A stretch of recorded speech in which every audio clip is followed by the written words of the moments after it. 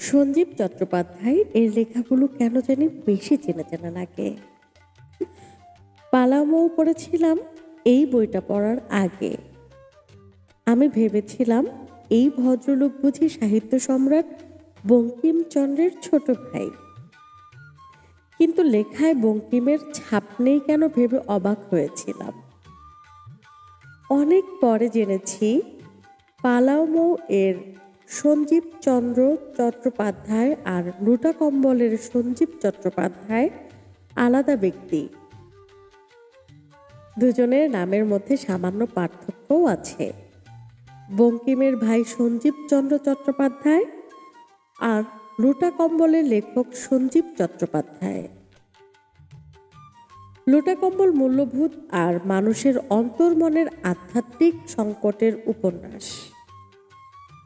মা হারা ছেলে পিন্টু, হিমালয় সম উচ্চ ব্যক্তিত্বের মানুষ পিন্টুর বাবা হরিশঙ্কর। বাবা ভীষণ নিয়ম মানা, আত্মবিশ্বাসী আর একরোখা মানুষ। হরিশঙ্করকে লেখক বানিয়েছেন এক মহাপুরুষ। হরিশঙ্করের জবানিতে লেখক বলেছেন এক গভীর জীবনবোধের কথা। সুখে বাঁচার কায়দাটা কি? দুঃখটাকে মেনে নেয়ার মানসিক প্রস্তুতি আর রিক্ততার মধ্যে পূর্ণতার অনুভূতি। এদিকে নায়ক পিন্টু ঠিক বাবার উল্টো, অনেকটা আদর্শ বাবার এক দ্বিধাগ্রস্ত সন্তান।